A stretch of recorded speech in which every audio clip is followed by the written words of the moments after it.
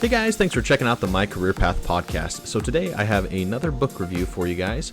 It is Essentialism by Greg McKeown. This is a book recommended, I think it was by my dad a while back, just about how we need to kind of cut out the non-essentials, finding what really matters and work towards that. So hope you guys enjoy this book review. I hope you guys pick it up for yourselves and check it out. So let's get into it.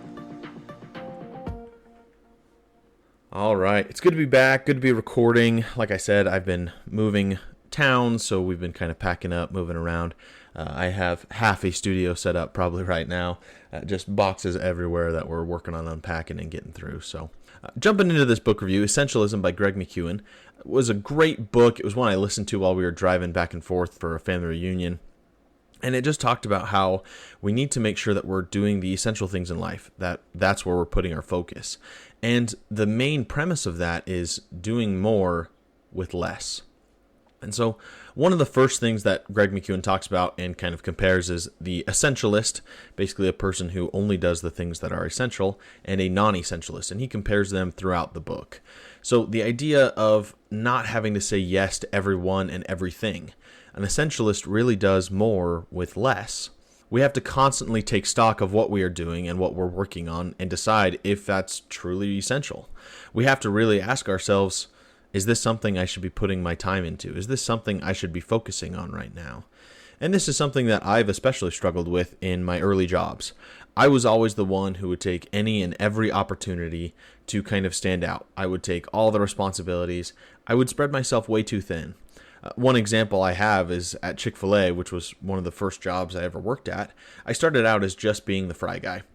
It was my first job ever. I had to be trained on what the workplace looked like, what kind of culture was there, and how to really do anything. So I learned how to do the fries, and then eventually I continued to be cross-trained. I started doing the dishes. I started actually preparing the chicken. I started preparing the sandwiches. I started doing salads. I ran the front counter. I did the drive-thru. I was cross-trained on basically every position except for a shift lead, which was really great because if we were ever shorthanded, I could go help out.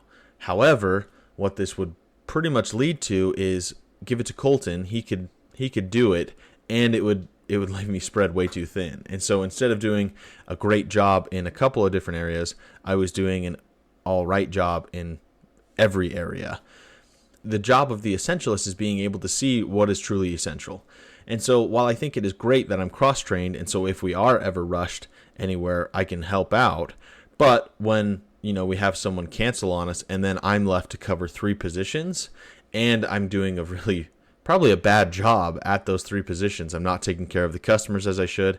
And I even got reprimanded a couple times, like, you can't do that. It's like, well, I'm also back there making the sandwiches and I have to run the drive-thru. And so we have to be able to focus our strengths and what we're good at in order to make significant progress in that area. Essentialism isn't about getting everything done. It's about getting the right things done. So it's making the smartest move to receive that biggest gain. And sometimes the smartest move is pretty difficult to see. One of the things I've liked to think about is professional chess matches, if you guys have ever seen them. They have 90 minutes to play, I think, a game of chess. I think it's 90 minutes. I don't remember. I never really catch the start of the game. I just see that they have an hour to make their moves, which you watch them and they're sitting there and they're calculating everything. If I go here, what's going to happen? And they're running through those different scenarios. And so being able to see that in our own lives and taking a step back and going, okay, what am I working on? What is this going to lead to? How is this going to get me to where I want to be? It's sometimes difficult to see, especially in the world that we live in, where we have to go so fast one way or the other way. Everything's ever changing. Digital media is constantly evolving. We have to just try to stay current and on top of that. And sometimes it feels like you're going a million miles an hour and you kind of need to hit the brakes and you need to kind of slow down. So one of my favorite quotes from the book Essentialism by Greg McKeown is this: if you don't prioritize your life, someone else will do it for you. So we have to actually take the time to plan what we're doing and accomplishing, because if we don't, someone else will gladly do that for us. And I think we've all had this in our careers and in our lives where if you're busy doing nothing, someone may just come along and tell you what needs to be done, especially when you're growing up and you have your parents and, if you're comfortably sitting on the couch watching TV, they'll probably tell you to go clean your room and, well, that's probably a higher priority. And basically, there's a constant fight for our attention from different marketing groups and just different activities in general. Everyone is trying to get you to focus on what they want you to focus on. Think of any commercial, any ad when you're watching YouTube. They're trying to kind of hook you. They're trying to bring you in. Because if they do, then hopefully you'll spend your money with them, and then they make a profit. Hopefully you get good service and a good product, and everyone moves on. And so there's this constant fight for our attention. And marketers are really good at it. I mean, if you're bored, then people want you to spend time on their product or service, scrolling through Instagram, scrolling through Facebook. Social media is one of the best examples of this. And I too am one who enjoys scrolling through Instagram reels for periods of time. I enjoy finding the funny pet videos or ridiculous things people are doing or trying. And honestly, it's surprising when I land on a video that is actually a marketing commercial, because they make it seem like it's just another reel. It's just another person doing some silly, goofy thing, but really they're trying to sell a product. And so this type of scrolling is having someone else prioritize your life for you. You're choosing to spend your time being entertained instead of developing a skill or a habit, which Greg McKeown also talks about. Essentialists know when you need to take a break and when you need to actually kind of let loose and have fun. It's also critical to know what you're focusing on, because it makes that time so much more valuable. It really is addicting when you're on your social media and you can quickly spend hours on your phone and get sucked into the doom scroll. And one of the constant struggles at my work is priorities. In Essentialism, Greg McKeown talks about the word priority. It was actually created in the 1400s and meant just that, the very first thing, that which is prior to everything else. Then in the 1900s, just in the last century, it became pluralized, somewhat taking away from the original meaning. How can you have multiple things that are prior to everything else? You can't. So instead of having one thing that is first, you now have many things that are first or top priority. And I think we've all been in somewhat of that situation where we're either at work or at school, and suddenly we have 4 different priorities. We have 4 different projects or assignments that we have to work on and get done in the allotted time, and it's just not possible. We feel overwhelmed. We become anxious. And so finding a way that we can actually deal with those priorities and really sort them in order of what is most important. For example, at one of my previous jobs, I had to bring up the quarterly report, but a customer needs a question answered right there, while our head supervisor needs us to clean the back room, all of which are top priorities to that respective person. Something hasn't been done for several months and therefore needs to be done quickly. So we try to do it all. And just like at Chick-fil-A with my experience, we end up spreading ourselves way too thin. So instead, the customer gets a very rushed answer that doesn't really answer their question. The back room is tidied up, but will quickly return to its disarrayed state. And the quarterly report is missing a crucial section about revenue that you forgot to add because you didn't have the time. When we're taking on more of these tasks, it ultimately means we're saying no to something else. When you say yes to someone, you're saying no to someone else. Greg McKeown actually relates an experience about him saying no to a manager. Ultimately, his supervisor actually gave him more respect for doing so. He wasn't simply a yes man. He was someone who knew what was essential, knew what needed to be done, and would work hard on it. So the next time you're feeling overwhelmed at work or feel like your pile never stops growing, try turning something down. Of course, be respectful about it and make sure you understand why and can clearly articulate the why to them. But discerning what is essential from what is not is increasingly critical. One of the more humorous quotes from the book is, "Don't rob people of their problems," which honestly reminds me of The Comfort Crisis by Michael Easter. He talks about how facing challenges actually increases our mental resolve and fortitude. When people have a problem, let them figure it out and help guide them to the right solution. And we need to have the same mindset as well. We can ask people for help, but we shouldn't expect people to just solve our problems for us, however much we'd want them to. A fairly well-known example in business is the idea of seeing problems as monkeys. When people come to you with a problem, as a manager, you're there to help guide them to the right answer. You're not just to solve the problem for them. And the idea of the problems being a monkey is people will come in with a monkey on their shoulder. They'll tell you about the monkey. They'll tell you what the monkey needs to do.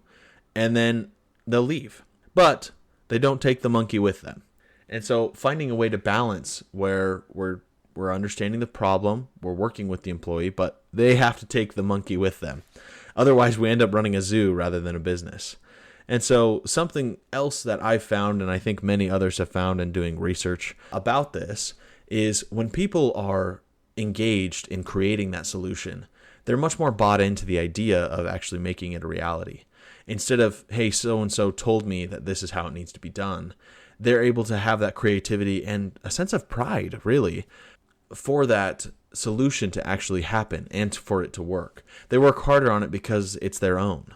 So don't rob people of their problems, because it really robs them of their personal growth.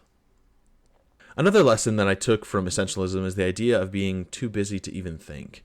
And this is something that I've talked about before, and it's something that I think we all have to increasingly focus on, is taking the time to actually think. We frequently get ourselves into these positions where we have way too much going on, which reminds me again of the comfort crisis where boredom is going extinct.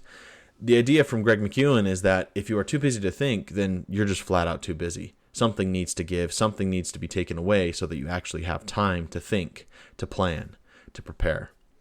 You have to actually take time to sit and be with your own thoughts, however scary that might be, which I think is one of the battles that we have going on, especially with our cell phones and social media and the multitude of TV and media that's just being produced, is they want you to think like they think. They want you to kind of buy in to what everyone else is quote unquote thinking. So you actually need to take time to sit and think. And one of the best ways to do that is journaling. You actually have to take time, think about your day, write down on paper, which actually kind of materializes ideas. So find ways that you can actually take time to sit down and think. And especially in our work. Sometimes we get into this idea that I think it's like time robbery, which I've seen on The Office, a couple other shows, and even in some HR training that I've done, where the idea of if you're not working, you're actually stealing from the company. And so I don't think thinking is not working. Honestly, if you're taking 15 minutes to just kind of think about what needs to be done, think about your life, think about what's going on, you end up being ultimately more productive for the rest of your day rather than I need to constantly be doing some kind of busy work in order to actually be ethical. So find ways to actually take time to think, especially at work and especially in school. Take time to sit down and just be with yourself, however long it may be, which is why meditation becomes increasingly popular. It's quiet.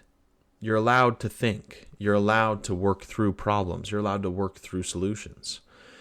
And the idea that McKeown kind of talks about is when you take time to think, instead of pulling maybe a millimeter in every direction, you're pulling several feet in a single direction when you take the time to actually think. Just jumping in here real quick to share a website I've used and will continue to use to improve myself and my career. Skillshare is an online learning community with over 20,000 classes to choose from. Whatever you're passionate about, you can find an amazing class on Skillshare to hone your practice. Skillshare has what you need. Learning is so critical for our lives and is a lifelong journey. Even when we finish school, we should keep on learning and keep working to improve ourselves. So you can try Skillshare absolutely free for 1 month. Go to Skillshare.com and sign up and use the code MyCareerPathFree. That's all lowercase, no spaces, to start your first month at no charge. And when you do decide to keep on taking those classes, use the code MyCareerPath30, that's MyCareerPath30, to get 30% off your first year on Skillshare. Keep learning and keep going. Now let's get back to the show. One of the more interesting topics that Greg McKeown actually talks about is the idea of chronos and kairos, which are Greek terms, chronos actually being the idea of living in the future. You're always looking ahead or behind something. You're not living in the present. Where kairos is the opposite. You're living in the moment. You're experiencing time as it was meant to be experienced. Chronos is measured and counted. Think about how much of your workday is actually spent looking at a clock and thinking, okay, only 4 more hours. 3 more hours till lunch. Only 30 more minutes until I go back off my break. We're constantly living in a state of countdown. Some people even suggest that the anticipation to vacation or time off is actually more satisfying than the actual vacation itself, because we're looking forward to something instead of living in the moment. So to be an essentialist is to actually live in the present, being present in the moment and living. He relates a lunch date that he has with his wife, where they challenged each other to not talk about anything else but what was going on right then and there. the meal that they were currently having, the people that were surrounding them, what they noticed in the place. And it was actually really challenging. And it was something that I was trying to do a while back when I had lunch with my dad. It's the idea of, okay, we're not going to talk about what has happened. We're not talking about what will happen. We're talking about right here and now. And it's more difficult than you think because we're so attuned to either living in the future, counting down to something, or living in past experiences. We're kind of bad at living in the present. And we're very much hardwired to kind of do that when we're setting goals and thinking about what's going on. And ultimately, when we're doing that, time kind of passes us by. We end up looking back and going, wow, that was 4 years ago. Wow, that was 20 years ago. So taking the time to actually live in the present, to actually enjoy what's going on around us. I thought that was something that's really interesting for me, especially because in my life, that's how I felt for a lot of my working days. And especially when you're in a job that you don't particularly enjoy. It's that kind of slog of, all right, I need to kind of get through everything. All right, just 6 more hours until I can go home. And then when you're at home, and especially for me, it was like, okay, I got home. All right, just 3 more hours until I go to bed, and then I get to do it all over again. And it was such a miserable way to live. So changing that mindset of living in the present, living in the here and now, will actually ultimately be better for our lives as we decide what's essential and what's not, because we have the power to do so. The last thing that I'll share about essentialism is this quote from Greg McKeown: "You can do anything, but not everything." We're able to accomplish so much, and we can do so much, especially in our careers. If you set your sights on becoming a CEO, a doctor, a nurse, a teacher, you can do so, but you can't do all of those things. We have a limited amount of time, which is why it's important to live in the present and work towards what we want to actually have happen. We choose what we're going to work towards. We choose what we're going to do with our lives. Because if we don't, someone else will ultimately choose for us. And whether that be in our family, career, or personal life, we can suffer from decision fatigue, which is a relatively new idea and concept for humans. If you think back to our prehistoric ancestors, and even just several centuries ago, you didn't have the option to choose to be a doctor, an accountant, a teacher, a scientist. You basically took over what your family did because that was the only option to you. Now we're blessed, honestly, to live in such a time where there's so many opportunities, so many options available to us, but that can also be incredibly overwhelming. As I am well aware when I was choosing my degree and choosing what I wanted to do with my career, and I still, frankly, am not sure. There's so many options and opportunities out there, but I don't know what's out there, which is why I wanted to start the podcast and why I want to help you guys out. I want you guys to see what's available. I want you guys to hear from experts and people in those fields, how they decided what they wanted to go into, how they decided who they wanted to be, and hopefully show you a path that you can follow and kind of make your own. The sheer amount of careers and jobs that are available to you right now are staggering. It's the essentialist that's actually able to discern which opportunities are worth pursuing and which ones are worth leaving alone for someone else. Anyways, I hope you guys enjoyed that book review. I hope you guys pick it up for yourself. It was actually really eye-opening for me, just seeing what's essential, trying to decide what to focus on, what to put my attention towards, because that's a very limited resource that all of us have. We can do anything, but not everything. If you did like this episode, make sure to leave a 5-star review. Please feel free to reach out to me. I'd love to know what careers you guys are interested in, who you'd like to hear from, what ones you guys are possibly looking at for future careers, and hopefully I can get someone on the show to talk about it. So let me know your feedback. I'd love to hear from you guys. Until next time, I'll catch you guys later. See ya.